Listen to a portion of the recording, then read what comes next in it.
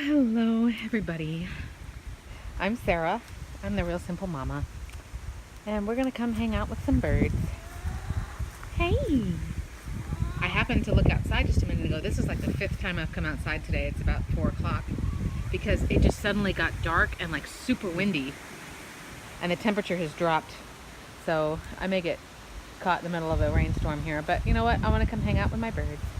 This time of year is beautiful for us in South Texas because I actually really like the hot weather, but those first couple days where it cools down, everybody's like, oh, thank God. You know, pumpkin spice is just rampant everywhere, and people are busting out leggings and jackets and all kinds of insanity because all of us Texans, we are just so ready. So I will do, oh, I think I hear the rain. Oh, well, you know what? I'm going to stay out here. So this video is technically going to be a Bumblefoot update, although I don't have chicken feet to show you, but it's good news, guys. It's good news. Woohoo! So I have a few other videos about Bumblefoot, which is a condition that for some reason has just like freaked me out since I first heard about it. And oh, my little Easter egger girls. Come here, Blue. Chick, chick, chick, chick, chick. Come here. Chick, chick, chick. She's like, no. So there has been this ongoing saga for the last few weeks. Basically, these girls were in quarantine, the two you're looking at right now, and they were in quarantine in a dog kennel right here in this zone when we had a whole bunch of crazy rain, and one of the girls got a little scab, a little cut on both of her feet. Very quickly, Bumblefoot is basically a cut that a chicken or any kind of fowl gets on their foot. But then because, you know, they're standing around and scratching in the dirt all day, it gets infected. Usually the bacteria is staph, so they basically get a staph infection. And it's progressive, and it'll just continue to get worse and worse, and you have to do something about it, or it can go to the bone, and it can get into their blood, and it just, I mean, it can kill your chicken, which is like, oh, geez, okay. So I did my remedy of choice. I had a video on here where I just said, hey, this is what's going to happen. I had a video on here where I sort of, you know, just spoke my mind and my heart on here are all the different ways that you could try to remedy the situation. You can cut their foot and basically do an operation, you know, and continue to clean bandages multiple times. You can do something that's less invasive, or you could choose to do nothing at all and see what happens. This is my first experience with Bumblefoot. These two birds that I'm looking at are very wild. They do not like being handled. You know, they were very afraid of me. They were new to the flock, and so it was like, oh God, what am I going to do? So basically I did choose to do something about it. I didn't want to just leave her to fend for herself. As you can see, she's also molting, and they were new to my flock, and so I didn't feel that doing a double surgery, because it was on both of her feet, was appropriate. But I also didn't feel like just kind of leaving her to fend for herself and like, hey, hope nothing happens to you. I didn't feel like that was appropriate either. So I chose a less invasive option. And you can see I did do a video with, here's the remedy that I'm planning on doing. And that was, I don't know, 8 or 9 days ago. Excuse me as I try to gracefully sit one-handed on a tire here. Yes. What? Brat? What, girls? So, the short version is, which I guess is too late for that, but the short version is Blue's Bumblefoot is receding. It is getting better. It is definitely not getting worse, and it is definitely not staying the same. And I apologize. I don't want to try to grab her here in the middle of the day just to show you her feet. But I am going to end up writing an article probably in early 2019 on realsimplemama.com, where I'll have, you know, this was before treatment, this was day 1 of treatment, this was day 5 of treatment, this was day 9, so you can see that there's progress. A couple of things have happened. Ooh, ooh, ooh.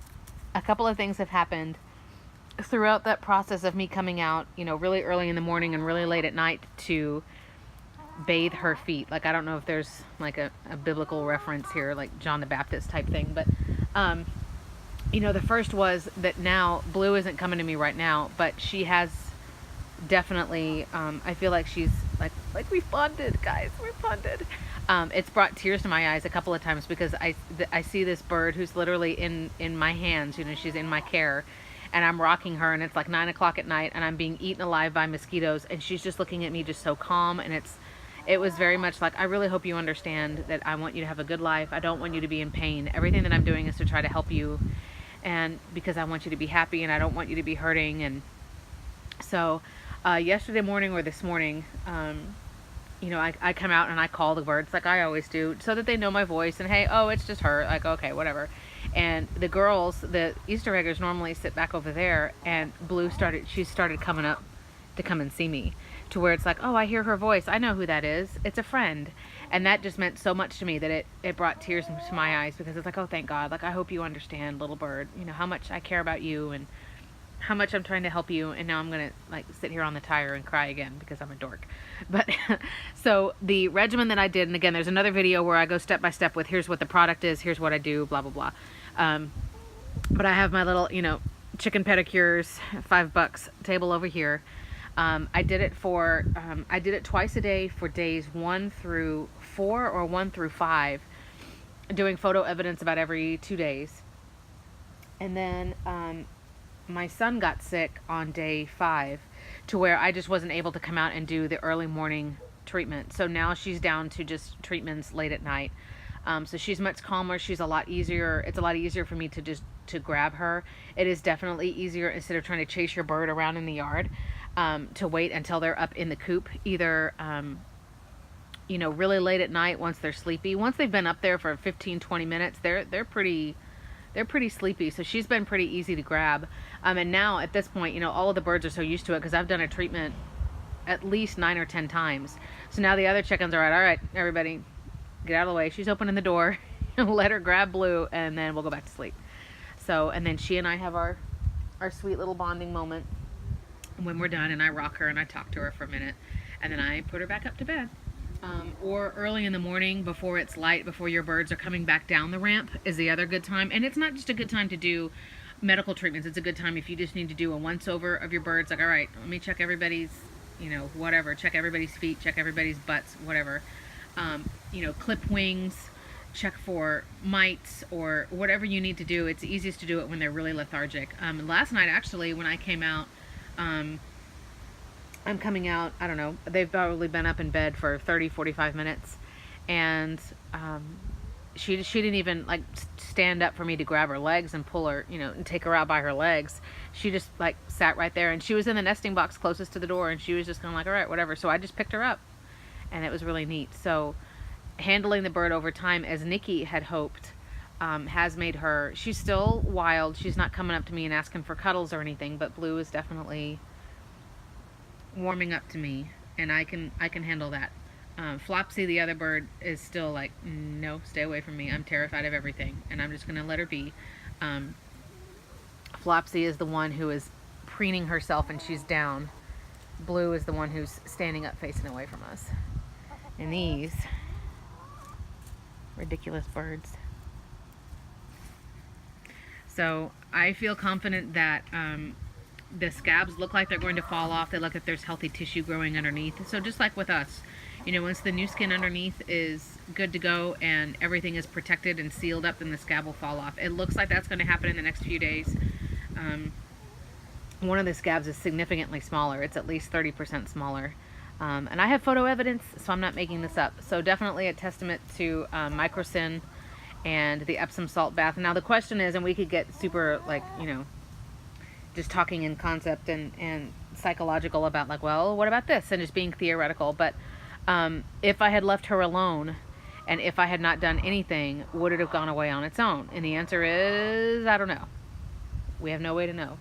I guess I could have just treated one of her feet and let the other one just kind of see what happens, but I didn't want to do that to her. I didn't want to experiment on her. So it's possible that if I had just left her alone, you know, now obviously she's out of the wet and the muck, and she's got healthy food and plenty of space to roam. It's possible that she would have been okay.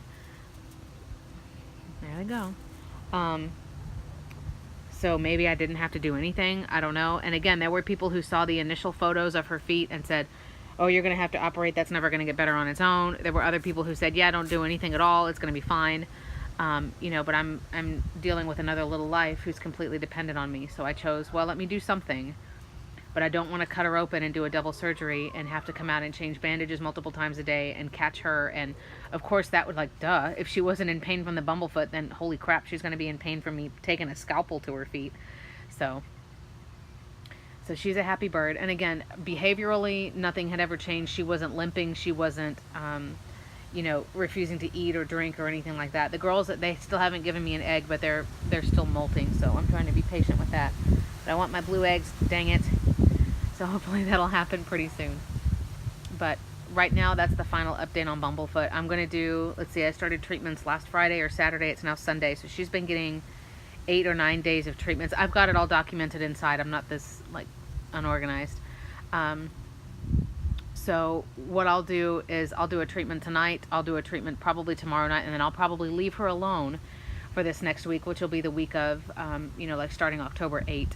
I'll probably just leave her alone and not mess with her at all. And then check her again on Friday, like Friday the 12th, and see, and hopefully it's continued to heal on its own. I mean, if the scab is doing its job, right, just in concept, then there's not really germs or anything getting into the wound because the wound is covered. That's the point of the scab. It's nature's Band-Aid. So I'm hoping that she's good to go. And I was just a worried mama, and you know, we're all trying to do our best, and we all think, oh God, you know, no matter what I choose, it's going to be wrong, and I'm always going to screw something up or forget about something or overlook something. I mean, my oldest has started kindergarten this year, and those of you who know me personally, it's been extremely emotional for me and difficult for me. My son is thriving. He's doing awesome. But just parent guilt never goes away, guys. Not that you would know anything about that, because you are a chicken. I'm going to be doing a video, I don't know, in the next couple of weeks about the chicken diversions that I've added here to keep them busy. And an herb update. Everything is doing beautifully. I know I have like these random sad looking little sprigs like all over the place. There's my $3 basil from Walmart that I felt sorry for. As you can see, the chickens, it's like everybody's taken one nibble and said, oh gross, and then spit it out, and so now it's fine. Hopefully that will be okay. That's rosemary that I'm propagating over there, which sounds kind of dirty, but it's not. The sage is doing fine. The peppermint back behind it is doing fine. There's more little rosemary babies right there in the original. And then, as I turn around gracefully on this tire, there's my lemongrass, which if you've never seen it, it was like that came from a sprig that was driven down from Dallas. I'm in San Antonio. It was wrapped like in a wet paper towel from my father-in-law, like, hey, do you want some lemongrass? And we never really used it for anything, but the plant was thriving. So I decided I'm going to make this nice little privacy barrier that hopefully the lemongrass will go along that wall. So there's 3 sprigs over there. I moved my strangely growing, this is supposed to be a blueberry bush. I don't know why all my plants are misfits, like they're all ridiculous. So, but everything that I've planted so far is doing well. But it's also kind of like, I don't really spend money on these plants, so if they die, I mean, I hope that they don't, but if they do, then it's like, oh, well, lesson learned. The grazing box is doing beautifully, and I feel like this one grazing box that's 4 feet by 4 feet. I mean, as you can see, I mean, there's a couple of spots that look thin, but that may just be how I randomly threw the seeds in there. But, I mean, for 5 chickens, look how well it's doing. So, and I just, you know, if we haven't gotten rain, then I kind of water a little bit. I do have some extra seeds that I could throw in there if I want to. I saved a little bit. So I'll be doing an article on Real Simple Mama before long about everything that I used. But the grazing box video is up already if you'd like to see that. So, hopefully the last video I ever have to do with Bumblefoot, saying the treatment that I did seems to have definitely helped, and hopefully now she is well and strong enough in that regard that her body can just continue to do the healing and finish it up on its own. Would I have done anything differently? I definitely would have started the treatment as soon as I saw it. I feel so horrible that you know, these birds were quarantined for a week on my property. That was weird. I apologize for that lag. They were quarantined for a week on my property, you know, here in a cage over here. And the last day when we were going to let them out, their wings had not been clipped, so we had to catch them and clip their wings. And that day, technically the day or the night before I let them out, was when I saw that she had Bumblefoot. And I didn't start the treatment for another week, I think. Calypso, we had to do a little come to Jesus today, where I just had to hang her by her feet for a minute because she still like randomly decides she wants to chase him. Shh. You are not the boss. Shh.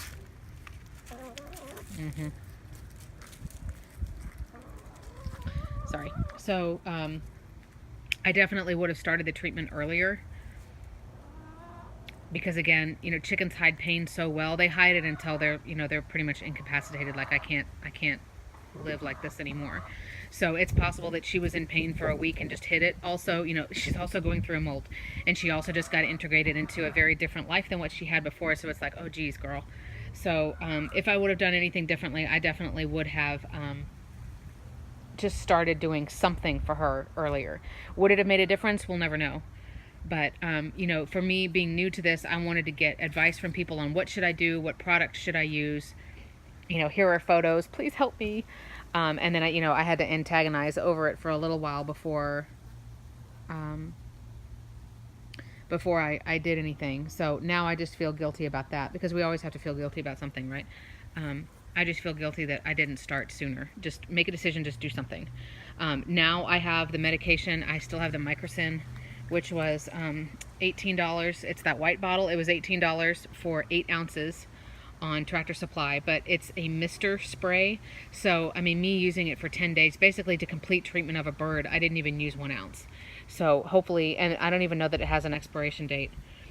So hopefully that's the only Calypso. Poor birds. Hey, Blue. But Blue's my girl. You my girl, Blue? She is technically named after the raptor in the new Jurassic World movies, just so you know. And she's the one on your left who has the worst. She's a little bit darker than Flopsy, and she's got a little bit worse molting. But she's a good girl. And I'm really happy that I've got her. Flopsy is still kind of a work in progress. And she may always be very flighty and very distant, and that's okay, because she's happy and she's safe. But Blue's my girl. I'm really proud of her. I'm going to cry talking about this chicken, guys. Oh, Lacey. You see, we still got a little bit of spats going on, but there's plenty of room. Everybody is safe. There's food in different spots. So, I know this kind of turned into a random video, but just an update. Ooh, Calypso. Ooh, I'm going to get you, girl. All right, let me shut this off so I can discipline my chicken. But Bumblefoot epilogue, hopefully the last video ever on Bumblefoot is good news. So hopefully I caught it early enough, or it was a minor enough episode, but I think she's going to be just fine. So I'm Sarah, the Real Simple Mama. You can see the written version of all of my fowl content on realsimplemama.com. Thanks as always for your suggestions, for ideas, for different points of view. I appreciate you guys. We'll be back soon.